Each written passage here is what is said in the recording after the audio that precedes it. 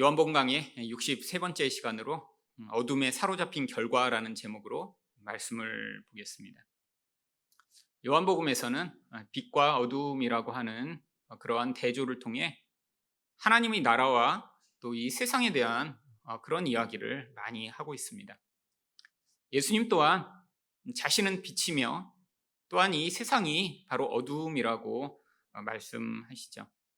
그런데 오늘 본문에서는 바로 이 세상의 영향력, 이 어둠에 사로잡힌 자들이 어떠한 모습으로 살아가는가, 또 그 결국이 무엇인가를 우리가 살펴볼 수 있습니다. 바로 오늘 본문 34절에 이 어둠의 영향력에 사로잡힌 사람들이 어떻게 반응하는지 이렇게 나옵니다. 이에 무리가 대답하되 우리는 율법에서 그리스도가 영원히 계신다함을 들었거늘 너는 어찌하여 인자가 들려야 하리라 하느냐. 이 인자는 누구냐? 이들은 성경에 대해서 아주 잘 알고 있습니다. 또 예수님에 대해서 관심도 있죠. 근데 결정적으로 이들이 하지 못하는 것이 무엇인가요? 예수님을 메시아로 믿고 받아들이는 것입니다. 구약 성경을 너무 잘 알기 때문에 메시아가 오시면 이분이 영원히 통치하신다라고 하는 이야기도 다 알고, 아예 율법에서 이렇게 이야기하지 않았냐? 그런데 예수님이 바로 앞에서 어떤 이야기를 하셨나요? 내가 하늘에 올라가면, 이제 그 이후에 벌어질 일에 대해서 말씀을 하셨더니, 아니 영원히 통치한다는 메시아가 만약에 당신이라면 왜 하늘에 올라간다서 이곳에 없다라고 이야기를 하냐라고 지금 이야기를 하며, 당신이 이야기하는 이 인자와 이 메시아가 무슨 관계가 있냐라고 지금 이야기를 하고 있는 것이죠. 그때 예수님이 바로 이 빛과 어둠에 대해서 35절처럼 말씀하십니다. 예수께서 이르시되 아직 잠시 동안 빛이 너희 중에 있으니 빛이 있을 동안에 다녀 어둠에 붙잡히지 않게 하라. 어둠에 다니는 자는 그 가는 곳을 알지 못하리라. 지금 잠시 동안 빛이 있다라고 하는 것은 지금 예수님이 며칠 후면 십자가에 달려 죽으시고 또 나중에 승천하셔서 이제 더 이상 그들과 함께 하시지 않는 것을 이야기하는 것입니다. 그러니까 예수님이 지금 그들 앞에 계실 때 바로 이렇게 예수님을 믿을 기회가 있을 때 믿으라고 하는 것이죠. 근데 예수님을 안 믿으면 어떤 일이 벌어지나요? 어둠에 붙잡히게 된다라고 말씀하십니다. 어둠에 붙잡힌다라는 것은 무엇인가요? 이 어둠은 바로 세상이며 마귀의 영향력이며 또한 이 죄가 강력한 모습을 이야기하는 것이죠. 인간이라고 하는 존재는 스스로 독립적이고 모든 것들을 초월해 자기 힘으로 살아갈 수 있는 존재가 아닙니다. 결국 어떤 영향력 가운데 인간은 끊임없이 영향력을 받게 되어 있는데, 그 영향력이 바로 빛이나 어둠 둘 중에 하나라고 하는 거예요. 빛이신 예수님의 영향력 가운데 살아가지 아니하면 바로 이 어둠이라고 하는 이 세상의 영향력, 세상 사람들이 살아가는 방식, 인간의 죄악을 충족하는 방식, 그 과정 가운데 결국 마귀의 노예가 되는 그런 결과 가운데 살아갈 수밖에 없는 것이죠. 결국 빛이신 예수님을 따라가지 못하면 어떤 결과가 나타나나요? 어둠에 다니는 자는 그 가는 곳을 알지 못하느니라. 인생을 살면서도 내가 왜 살아야 하지? 난 도대체 어디서 와서 어디로 가는 걸까? 결국 깊은 공허와 좌절에 빠지게 됩니다. 여러분, 세상에서 자기 자신으로 이 세상을 열심히 살아가고자 하는 대부분의 사람들이 그렇죠. 무엇인가 원하던 결과를 성취했어요. 내가 원하는 삶을 이렇게 되면 될 거야 라고 했어요. 금방 허무감에 빠집니다. 여러분, 인생이라는 게 내가 정해놓은 나의 목표를 이루는 것으로는 절대로 만족과 충족감이 있을 수 없습니다. 저도 고등학교 때는 난 대학교만 가면 이런 생각을 늘 했습니다. 매일 아침에 학교 걸어가면서 이 지겨운 길을 이제 내가 대학생만 되면, 제가 매일 그 걸음을 했어요. 왜냐하면 당시에 제가 다니던 고등학교 한참 오랫동안 걸어갔습니다. 근데 그 걸음이 힘든 게 아니라 그냥 고등학교 3학년의 그 삶이 너무 지치고 힘들었던 거죠. 그래서 대학교만 가면 뭔가 새로운 변화가 일어나며 정말 놀라운 일이 벌어지겠다. 그래서 나중에 대학교를 갔습니다. 그랬더니 금방 허무해지는 거예요. 근데 나만 그런 게 아니더라고요. 많은 사람들이 어떤 단기적인 목표를 세워놓고 성취하려고 그랬는데 가보니까 아무것도 아니에요. 어떻게 됩니까? 제가 대학교에 가서 그래서 보았던 사람들이 결국 두 부류로 갈렸습니다. 뭔가 내가 똑똑하다라고 생각해, 나는 세상을 바꿀 수 있다라고 생각하는 사람들은 다 학생운동에 뛰어들었어요. 그리고 또 다른 부류는요, 나머지 대부분은 자기 쾌락과 자기 즐거움을 위해 인생을 낭비하기 시작했습니다. 밤을 새워 술을 마시고 학교는 나오지도 않고. 여러분, 이게 인생의 모습이죠. 사람들이 내가 내 인생을 내 마음대로 살겠다라고 하고 자기 목적을 가지고 사는 것 같지만 결국에는 이 세상의 강력한 영향력에 사로잡혀 그 공허와 허무에서 벗어날 수 없는, 나도 내 인생을 왜 사는지 모르겠어라고 하는 살아가는 이 모습이요. 결국 그래서 예수님이 그들을 향해 다시 한번 마지막 초대를 하십니다. 36절입니다. 너희에게 아직 빛이 있을 동안에 빛을 믿으라. 그리하면 빛의 아들이 되리라. 예수께서 이 말씀을 하시고 그들을 떠나가서 숨으시니라. 지금 예수님이 십자가에 달리시고 이 당시의 사람들을 떠나가실 시간이 얼마 남지 않았어요. 지금 빛이 있는 이 마지막 기회라는 거예요. 이제까지 얼마나 많은 기회를 주셨습니까? 그리고 특별히 지금 바로 이 사람들과 이 대화를 하시기 바로 전에 이 죽은 나사로가 살아나는 이 놀라운 일로 말미암아 엄청나게 많은 사람들이 예수님을 환호하는 그런 상황이 벌어졌었죠. 근데도 지금 이들은 아직도 예수님을 못 믿는 거예요. 여러분, 이 나사로가 살아난 일은 성경에 기록된 표적 가운데 가장 놀라운 일입니다. 단순히 잠깐 아프다가 몇 시간 죽은 것처럼 됐던 아이가 살아난 것보다 지금 이 나사로는 죽어서 몸이 다 썩어 냄새가 나고 구더기가 몸을 다 파먹은 그런 상황이에요. 4일이나 지나서 도저히 인간이라는 존재로서는 볼 수 없는 그런 썩어버린 존재가 되었는데 그런 나사로가 살아났습니다. 이게 수없이 많은 사람들이 다 목격을 했죠. 근데도 이들은 여전히 예수님을 메시아로 인정하지 않습니다. 왜? 자기가 지금 생각하고 있는 그 모든 것들, 그것과 다르며 특별히 이들이 이 어둠의 영향력에 너무 강력히 영향을 받고 있었기 때문이죠. 예수님이 그래서 그들에게 마지막 기회를 주시는 거예요. 내가 너희랑 이렇게 이야기를 하는 이 마지막 순간이다. 너희가 지금 나를 믿으면 빛의 아들이 될 수 있다. 여러분, 성경에는 누구누구의 아들이라는 표현이 아주 자주 나옵니다. 무슨 뜻인가요? 바로 그 존재처럼 된다는 거죠. 빛의 아들이라는 건 결국 빛이신 예수님과 같은 존재가 될 수 있다는 거예요. 지금 그들은 어둠의 아들들입니다. 결국 자기 스스로는 깨닫지 못하지만 어두움처럼 살고 있는 것이죠. 결국 이들을 향해 마지막 초대를 하신 뒤에 결국 이들을 떠나 이제 예수님이 마지막 제자들과의 시간을 갖기 위해 숨어 버리십니다. 결국 이렇게 예수님이 초대를 받고도 이 초대에 응하지 않은 사람들, 결국 이 어두움에 사로잡혀 있는 사람들이 결국은 어떻게 되나요? 첫 번째로 어둠에 사로잡힌 결과는 완고한 마음으로 사람의 영광만을 추구하게 됩니다. 37절 말씀입니다. 이렇게 많은 표적을 그들 앞에서 행하셨으나 그를 믿지 아니하니. 이게 이 요한의 결론이에요. 지금 예수님을 향해 마치 이들이 호기심이 있는 것처럼 와서 마치 믿을 것처럼 했지만 실제 이들은 지금 어둠의 영향력에 너무 사로잡혀 있었기 때문에 이들이 진짜 예수님을 믿고자 한 게 아니에요. 결국 성경은 이들을 향해 그를 믿지 않았다라고 결론을 냅니다. 아니, 당시에 정말 예수님을 목격했다면 그 예수님을 보고도 이렇게 믿지 않는 것이 오히려 이상한 일이겠죠. 그런데 성경은 계속해서 이 어두움이 이 빛을 받아들이지 못하고 있음을 이야기합니다. 요한복음 1장 5절에서도 그래서 요한이 무엇이라고 얘기하나요? 빛이 어둠에 빛이 돼 어둠이 깨닫지 못하더라. 어둠에 너무 익숙해져서 이 빛이라는 것을 오히려 거부하고 빛을 받아들일 수 없는 그런 상태가 된 것이죠. 빛이 있는데도 그게 빛이라고 지금 반응하지 못하는 그런 존재. 가끔씩 이 자연 다큐멘터리 같은 것을 보면 깊은 동굴을 탐험하는 그런 영상들이 있습니다. 근데 이 깊은 동굴에 가보면 물고기가 있는데 벌레도 있고, 근데 공통점이 있어요. 아니, 밖에서도 볼 수 있는 원래 물고기입니다. 근데 어떻게 해서 동굴 속으로 들어가 버렸나 봐요. 그래서 거기서 오랫동안 자손을 낳고 그냥 살다가 적응을 했습니다. 공통점이 뭐죠? 눈이 없어요. 눈이요. 그냥 눈이 없이 퇴화되어 버렸습니다. 눈이 없는 채 그냥 물속을 다니며 이제 다른 촉각을 발전시켜서 뭐 벌레를 잡아먹고 그러며 살죠.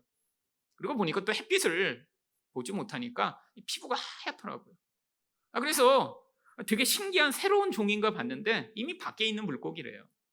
근데 그렇게 동굴 속에서 몇백 년, 몇천 년 동안 그렇게 살아가면서 그냥 피부에 하얀 그냥 피부를 갖게 되고 눈은 사라져버린 그런 존재가 돼버린 것이죠. 여러분, 이게 바로 인간의 모습입니다. 하나님은 원래 이렇게 만드시지 않았어요. 인간이라는 존재는 원래 하나님을 향해 반응할 수 있는 존재로, 그 하나님의 영광을 가진 존재로 만드셨는데 이제는 죄로 말미암아 하나님을 볼 수 없게 퇴화돼 버렸고, 아니 그 존재로부터 뿜어나오던 그 아름다운 영광은 사라져 버리고 수치스러운 존재가 되어 버린 것이죠. 여러분, 이 인생이라는 게 그래서 결국 무엇을 위해 살아가나요? 어둠에 사로잡힌 인생의 아주 전형적 특징 중에 하나가 바로 이 자기 수치를 가리고자 하는 것입니다. 동굴 속에서 자기 피부 색깔 다 잊어버린 그런 물고기처럼, 아니 그냥 자기 존재로는 너무 세상을 살아가는 게 부끄러운 거예요. 그래서 자꾸 자기가 어떤 존재인가를 드러내고 나는 이런 괜찮은 존재야 라고 인정받고자 몸부림치지만 여전히 수치스럽고 부끄러운 것이 이 어둠에 사로잡힌 인생의 모습이죠. 그런데 요한은 바로 이런 이들의 현실이 성경이 이미 예언하던 일이라고 이야기를 합니다. 38절을 보시면 이는 선지자 이사야의 말씀을 이루려 하심이라. 이르되 주여 우리에게서 들은 바를 누가 믿었으며 주의 팔이 누구에게 나타났나이까 하였더라. 하나님이 말씀하셔도 아무도 듣는 자가 없다라는 거예요. 이 주의 팔이라고 하는 것은 하나님의 구원의 능력과 권능을 이야기합니다. 근데 하나님의 권능이 나타나도 그 권능으로 말미암아 구원받는 자가 없다라는 거예요. 어디 있어요? 찾아볼 수 없는데요. 여러분, 왜 이런 일이 벌어진 것일까요? 바로 이 말씀은 이사야 53장을 인용한 것입니다. 이사야 53장에 바로 앞으로 메시아가 이런 모습으로 오실 것이다 라고 아주 가장 구약에서 이 메시아에 대해 잘 예언하고 있는 말씀이죠. 그런데 바로 이 이사야 53장을 보면 이렇게 하나님의 구원이 나타나도 사람들이 그런 얘기 들은 적도 없는데요.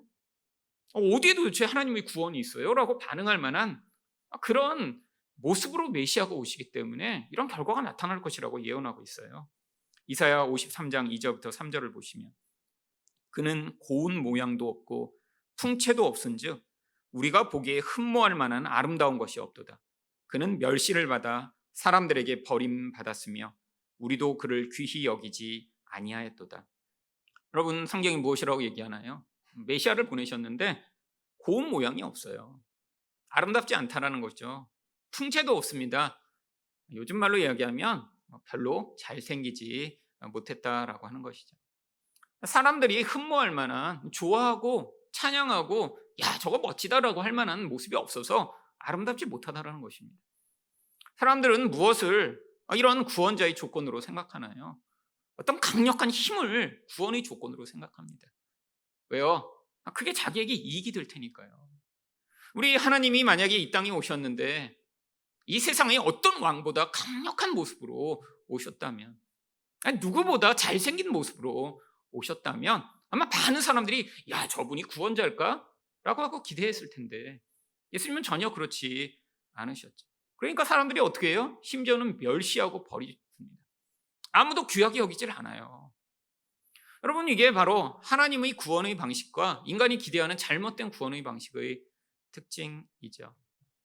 여러분, 우리는 어둠에 빠져 있기 때문에 이 영적으로 하나님이 행하시는 일들을 쉽게 받아들이지 못합니다.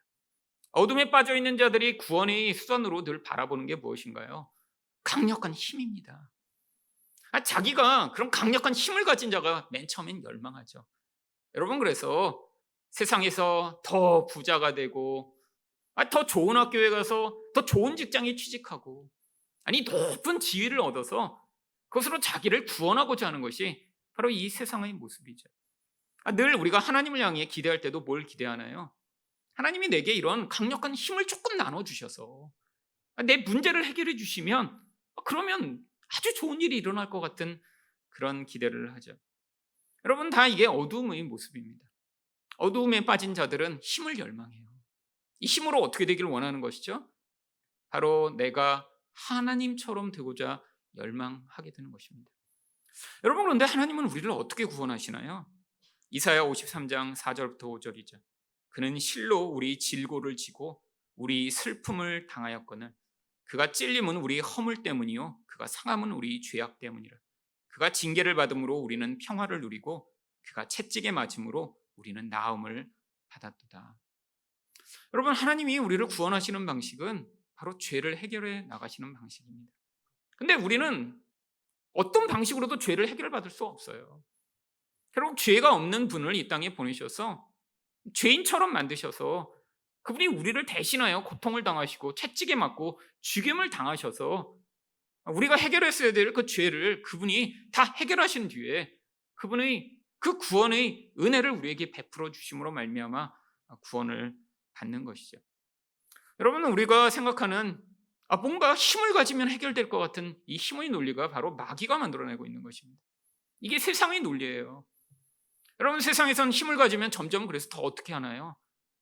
그 힘을 점점 자기가 더 독점하여 다른 사람들을 더 고통하게 만드는 것이 이 힘을 가진 사람들의 논리입니다. 여러분, 지금 세상에서 벌어지고 있는 전쟁이 왜 벌어지고 있나요? 이미 가지고 있는 것을 더 많이 갖고 더 빼앗아 남을 죽이더라도 내가 더 유익을 얻으려고 하는 논리 때문에 벌어지죠. 여러분, 세상의 부가 그래서 항상 불평등하게 나눠지고 있습니다. 소수의 사람들이 독점하고 있어요. 절대로 나누지 않습니다. 왜? 이게 바로 어두운 가운데 살아가는 사람들의 모습이기 때문이죠. 근데 우리도 똑같은 것을 열망해요. 아니, 세상의 이 모든 문제의 원인이 이렇게 인간의 이기심으로 말미암는 결과 때문이라는 것을 알면서도 하나님을 향해서도 인생에서 끊임없이 내가 열망하는 건 뭔가 이렇게 강력한 힘을 언젠가 내가 갖게 되면 그러면 이 모든 문제에서 벗어나 나는 행복해질 것이라고 오해하고 착각하죠. 여러분, 그런데 하나님이 우리를 구원하시는 방법은 늘 똑같습니다. 사실 우리가 진짜 불행하고 우리가 불만족하며 고통하는 진짜 이유는 우리 안에서 죄가 우리를 지배하고 있기 때문이죠. 죄가 끊임없는 갈망을 만들고 죄가 다른 사람을 사랑하지 않고 나의 도구로 만들어 자꾸 파괴하게 만듭니다. 심지어는 하나님마저도 나를 도와 나를 하나님처럼 만들어줄 그런 우상으로 만드니까요. 결국 그래서 이사야가 이야기한 이 모습이 요한이 다시 인용하며 이게 왜 그렇게 되었는지를 39절과 40절에 이렇게 인용하고 있습니다.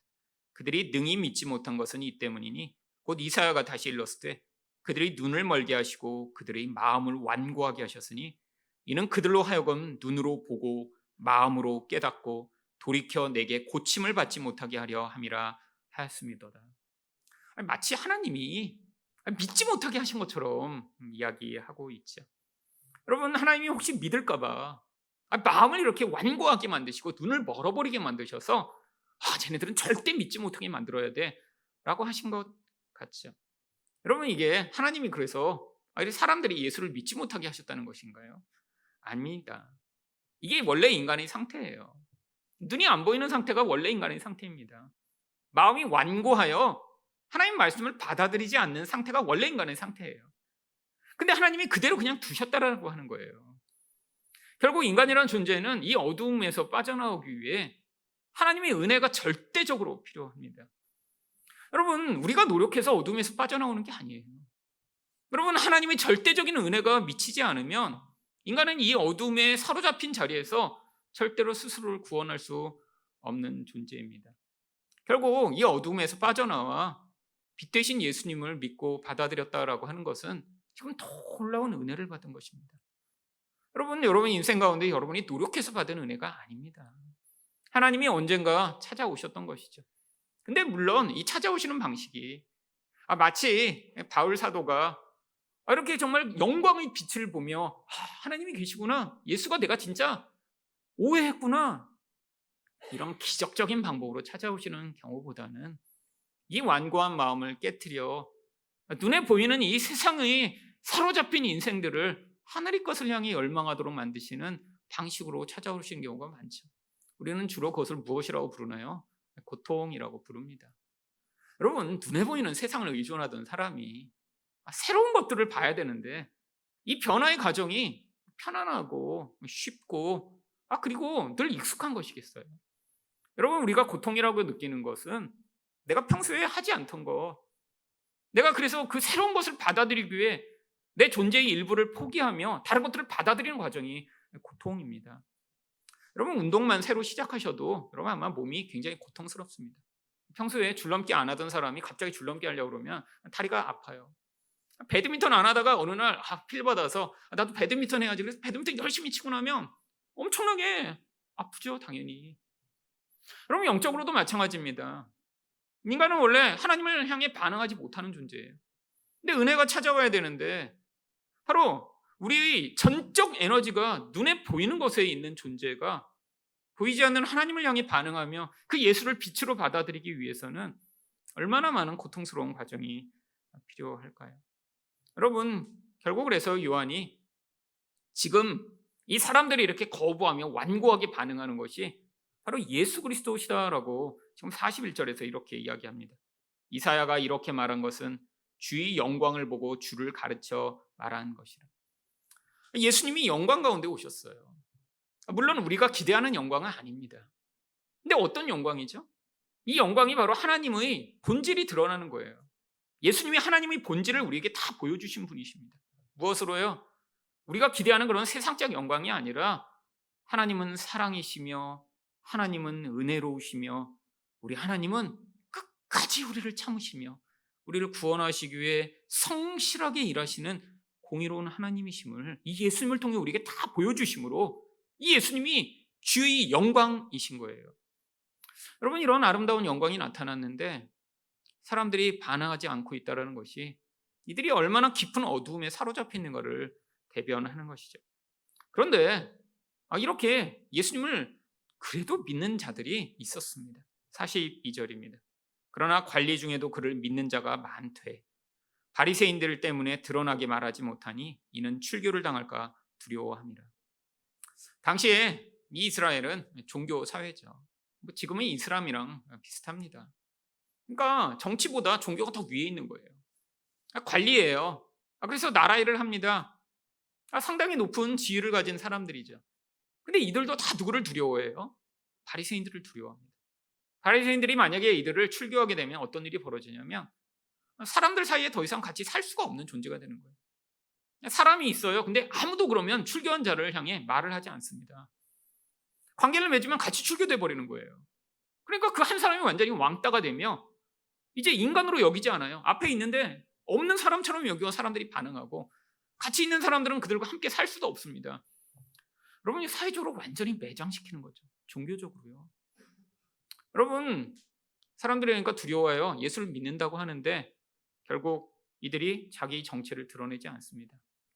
여러분, 요한복음에는 믿는 자들이 여러 번 나와요. 근데 이 믿음이 진짜 믿음이냐는 사실 성경이 밝히고 있지 않습니다. 여러분, 믿음도 여러 단계라는 거예요. 사실 여기에 나오는 이런 믿음, 진짜 믿음이라면 이런 상황에서도 자기 생명을 다해 예수를 그 두려움을 벗어버리고 반응했어야 되는데 이들이 왜 숨었을까요? 이들에 대해 그래서 43절에 이렇게 이야기합니다. 그들은 사람의 영광을 하나님의 영광보다 더 사랑하였더라. 결국 이들의 믿음은 지금 예수님과 관계를 처음에 맺을 수 있도록 만드는 1차적인 차원에 불과합니다. 깊은 수준에서의 예수님과 신뢰를 쌓고 그분으로 말미암아 이 모든 두려움을 벗어난 그런 온전한 믿음이 아니죠. 기적을 보고 믿은 그런 종류의 믿음이요. 많은 사람들이 예수를 믿었지만 예수가 그들을 믿지 않으셨던 그런 종류의 믿음이요. 이런 믿음이 왜 생긴 걸까요? 바로 하나님 말고 지금 사람이 너무 중요해서 그래요. 이들이 생각하는 사람의 영광은 무엇이죠? 우리가 다 세상에서 원하는 것이요. 여러분, 어두운 가운데 있는 사람들이 세상에서 사실 제일 원하는 것이 무엇인가요? 사람들에게 인정받고 사람들에게 높아지고 그래서 내가 사람들에게 영향을 미치는 사람이 되는 거예요. 여러분, 그래서 사람들이 그렇게 대학교에 어느 학교를 갔느냐, 누구랑 결혼하느냐, 어떤 차를 타고 있느냐, 어떤 집에 사느냐, 그렇게 중요하게 여기는 것입니다. 여러분, 만약에 우리가 무인도에 혼자 산다면 그런 게 무슨 소용이 있겠어요? 그렇잖아요? 나는 이렇게 좋은 백을 가졌어 라고 해변에 갈 때는 루이비통 들고 갔다가 뭐 그걸로 햇빛도 가리고, 그래서 이 루이비통 멋있다. 여러분, 이런 사람 아무도 없을 거예요. 근데 세상에 살 때는 사람들이 어떤 시계 차냐, 어떤 자동차 타냐, 뭐 맨날 관심이 다 그거예요. 근데 그 이유가 뭐죠? 다른 사람이 나를 멋지게 봐주길 원하는 거죠. 여러분, 이 사람에 대한 영광, 근데 이게 뭐 때문에 생겼다고요? 어둠에 사로잡힌 결과라고. 여러분, 그게 너무 두려운 거예요. 사람들이 나를 어떻게 생각할까? 저렇게 뭔가 모자란 존재로 여기는 건 아닐까? 저 정도도 못하는 사람으로 여기는 건 아닐까? 저 나이나 됐는데 그 정도 수준에 이르지 못한 사람으로 나를 취급하면 어떻게 하지? 세상에서는 그렇게 취급합니다. 여러분, 작은 차를 타면 무시하고, 그런 능력을 발휘하지 못하면 멸시하며, 이게 세상의 방식이죠. 근데 많은 예수를 믿는 사람들조차도 이 어둠이 빛이라고 착각해요. 그래서 자기 인생을 끊임없이 이 어둠의 관점으로 바라보며 나는 이래서 부끄러워, 난 이래서 초라해, 그 두려움 가운데 살아가게 되는 경우가 많이 있죠. 여러분, 이게 하나님의 영광보다 사람의 영광을 더 중요하게 여기는 것입니다. 사람들 앞에서 사람들이 나에게 어떻게 반응할까가 너무 두려워. 그래서 무슨 선택이든 계속 해나가야 되는 이 비참한 인생이요. 여러분, 하지만 참된 믿음은 바로 이 빛 가운데 우리가 살아가게 되면 사람이 아니라 하나님이 우리 인생 가운데 주인이 되셔서 그분의 뜻에 따라 반응할 수 있게 됩니다. 여러분, 하나님이 정말 우리가 어떤 시계를 찾는지 중요하게 여기실까요? 하나님이 우리가 어떤 학교를 나왔는지 기억하고 계실까요? 하나님은 그런 거에 전혀 관심이 없으세요, 솔직히. 여러분, 학교를 못 나온 사람도, 학교를 많이 나와 박사가 된 사람도 하나님 앞에서는 다 똑같은 존재입니다. 그래서 예수님이 그렇게 오신 거예요. 지금의 우리의 기준으로 보면 예수님은 학교를 다니시지 못했습니다. 시골의 변두리 출신이며, 우리가 기대하는 어떤 멋진 사람이라고 생각하는, 키도 크고 놀라운 학식도 가지고 사람들에게 영향을 미칠 만한 그런 카리스마도 있으며 외모도 잘생겨서 이렇게 화면 관리 잘 받는 그런 멋진 분, 여러분, 예수님과 전혀 관계없는 모습이잖아요. 여러분, 예수님이 본인이 오셔서 진짜 하나님이 중요하신 것이 무엇인가를 지금 가르치시고 보여주신 거예요. 그런데 어둠에 빠진 자들의 인생을 어떻게 낭비하죠? 이 사람의 영광을 추구하는 인생을 살다가 결국 인생을 낭비합니다. 세상에서 이 하나님의 영광, 하나님처럼 되는 거, 빛의 아들로서 우리를 부르셨는데 예수처럼 되는 상과는 관계없는 세상 사람과 같은 삶을 살기 위해 애쓰다. 진짜 빛의 아들들이 보여야 할 빛을 보이지 아니하고 한 인생을 통해 어두움만이 드러나게 되는 결과가 나타난다면 얼마나 불행한 일인가요? 두 번째로 어둠에 사로잡힌 결과는 무엇인가요? 마지막 날에 심판을 받게 됩니다. 44절과 45절입니다. 예수께서 외쳐 이르시되 나를 믿는 자는 나를 믿는 것이 아니요 나를 보내신 이를 믿는 것이며 나를 보는 자는 나를 보내신 이를 보는 것이니. 여러분, 예수님이 왜 이런 말씀을 하셨나요? 예수님을 믿으면 단순히 예수님을 믿는 게 아니라 바로 예수님을 보내신 하나님을 믿는 거예요. 또 예수님을 봤으면 그게 단순히 예수님을 본 게 아니라 하나님을 직접 본 거예요. 결국엔 예수님을 믿지 않으면 결국 하나님을 믿지 않는 것이고요. 예수님을 보지 못하면 지금 하나님도 보지 못한다는 것입니다. 예수님이 하나님의 권위와 하나님의 모든 능력과 하나님의 형상을 그대로 위임받아 이 땅에 오셨음을 보여주는 것이죠. 여러분, 이게 바로 예수님을 우리가 믿어야 되는 이유입니다. 여러분, 많은 사람들이 예수님이 아니라 하나님 믿는다고 하죠. 물론 예수님도 자기가 만들어낸 하나님을 믿는 경우가 많죠. 여러분, 사람들이 왜 신을 믿나요? 기독교에만 신이 있는 게 아니잖아요. 여러분, 근데 신기하게도 많은 사람들이 자기가 믿는 그 신이라고 하는 존재가 어쩌면 교회에서도 사람들이 믿는 신과 유사한 경우가 굉장히 많이 있습니다. 타 종교에서도 사람들이 신을 믿는다고 하면 신을 어떤 존재로 만들어 놓죠? 전능한 존재여야죠. 힘이 있어야 우리를 도와줄 거 아니에요. 사람들이 신을 믿는 이유가 뭐죠? 인생을 살다 보면 내 힘으로 해결 안 되는 문제가 너무 많이 있습니다. 여러분, 세상에서 다 내 힘으로 다 해결되나요? 아무리 돈이 많고 능력이 많고 똑똑하고 잘난 인간도 해결할 수 없는 게 이 인생의 많은 문제들이에요. 결국 그래서 뭔가 그걸 해결해 줄 수 있는 강력한 힘을 가진 존재가 필요하다는 생각을 하게 되죠. 그뿐 아닙니다. 사람들이 생각하는 신은 뭔가 인간이 헌신하고 애를 쓰면 그 신이 감동을 해야 돼요. 그래야 그 신이 그 강력한 힘을 그 사람에게 베풀어 줄 수 있으니까요. 그래서 그 섬김과 헌신에 감동한 신은 사람에게 어떻게 반응하나요? 바로 이 땅에서 눈에 보이는 물질적 부요 혹은 문제의 해결을 하는 방식으로 사람들을 돕는다라고 생각하죠. 여러분, 그런데 하나님을 똑같이 이렇게 생각하는 사람들이 많아요. 아니, 우리도 그렇게 생각하지 않나요? 하나님은 전능하세요. 다 인정하잖아요.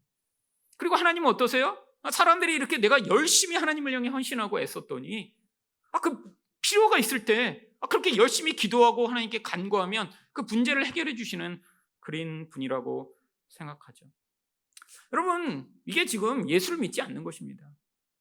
여러분, 교회에서 많이 설교되는 많은 말씀이 바로 이 예수 그리스도가 어떤 분이신가를 얘기하지 않고 그냥 마치 어떠면 유대교에서 설교하는 그런 랍비의 설교나 타 종교에서 이야기하는 것과 똑같은 경우들도 많아요. 근데 성경은 예수를 통해 우리에게 우리가 누구를 믿어야 될지를 자꾸 이야기하고 있습니다. 아니, 구약에 있는 모든 말씀들도 결국 이 예수를 믿으라고 우리에게 가르쳐 주신 그림이었던 것이죠. 여러분, 예수님은 우리가 기대하는 방식으로 오시지 않았어요. 굉장히 연약하게 오셨습니다. 아니, 흠모할 만한 것이 없고 믿을 만하지 못한 그런 약한 존재로 오셨어요. 또한 예수님은 우리가 그분을 향해 헌신하고 섬기지 않고 그분이 우리를 위해 헌신하시고 섬겨 심지어는 생명을 바쳐 우리를 사랑하셨습니다. 또한 예수님은 우리의 현실적 필요보다 더 중요한 영적이고 영원한 문제인 이 죄를 해결해 주시는 방식으로 우리 인생 가운데 찾아오시죠. 여러분, 이게 우리가 생각하는 일반적인 하나님과 하나님이 이 땅에 오셔서 예수님으로 오신 분과의 현저한 차이입니다. 여러분, 만약에 여러분의 신앙이 여전히 그냥 사람들이 믿고 있는 하나님, 뭔가 힘이 강한데 내가 이렇게 하나님께 애쓰고 노력하여 헌신하고 간절히 기도하면 나를 그냥 문제에서 해결해 주는 방식으로 믿고 있다면 그럼 여러분은 아직 진정한 믿음, 예수님이 나를 믿어야 하나님을 믿는 거고 나를 본 자가 하나님을 봤다라고 하시는 이 말씀에 따라 우리 예수님을 믿고 있는 것이 아니에요. 여러분, 우리 예수님이 그래서 우리 인생에 우리가 결국에 진짜 해결해야 되는 이 죄 문제를 해결하시기 위해 어쩌면 우리 인생에서 우리가 바라볼 때 연약한 모습으로 자꾸 나타나세요. 여러분, 제 인생에서도 제가 하나님과의 관계에서 자주 문제가 생기고 틀어졌던 옛날의 모습을 보면 하나님을 이런 강력한 분으로만 생각하는데 저희 인생에 있었던 수없이 많은 문제를 하나님이 내가 원하는 방식으로 해결해 주지 않는 데서 사실 저희 믿음이 자꾸 뒤흔들렸던 그런 과거가 있었습니다. 여러분, 저는 문제가 많은 그런 삶을 살았어요. 개인적으로도 몸이 자주 아프고 정말 학교를 다닐 수 없을 만큼 망가졌어요. 그때 제가 뭘 기도했을까요? 열심히 하나님 몸을 건강하게 해주세요라고 기도했겠지. 그러면 그렇게 열심히 기도하면 진짜 하나님이라면 능력이 많은데 조금만 도와주시면 되는 것 아니에요? 근데 오랫동안 그 고통하고 아픈 과정이 제 인생에 여전히 기도에도 남아 있었습니다. 그때는 제가 이해가 안 됐어요. 주변을 아무리 둘러봐도 나처럼 열심히 기도하는 사람이 없는데 딴 사람들은 뭐 이렇게 기도 안 해도 열심히 건강하게 잘 사는데 왜 나만 이렇게 아프지? 그럼 거기에서 제가 하나님을 이해를 하지 못했던 것이죠. 근데 지금에 와서야 제가 그런 하나님의 은혜를 얼마나 놀라운 은혜인가를 고백하게 됩니다. 왜요? 제 인생에서 그렇게 약함이라고 여겼던 그걸 통해 제가 결국 그 교만함이 깨어지며 다른 사람보다 하나님을 더 의존하게 만드는 과정이었기 때문에 하나님이 어떠신 분이신가 다른 사람들은 깨닫고 알지 못하는 이런 분으로 제가 온전히 받아들이며 진짜 인생에서 문제가 이런 단순히 건강을 해결하는 정도의 문제가 아니고 내가 돈이 없을 때 돈이 해결되는 방식이 아니구나, 더 근원적인 문제, 내가 정말 세상에서 남들처럼 되고 싶어하는 이 무서운 죄악이 깨어져. 내가 진짜 돈을 사랑하고 의존하지 아니하고 하나님을 사랑하는 존재로 이 땅을 살아가도록 만드시기 위한 과정이었구나. 그게 은혜이며 그게 구원이었구나라고 인정하게 되는 그런 자리에 서게 된 것이죠.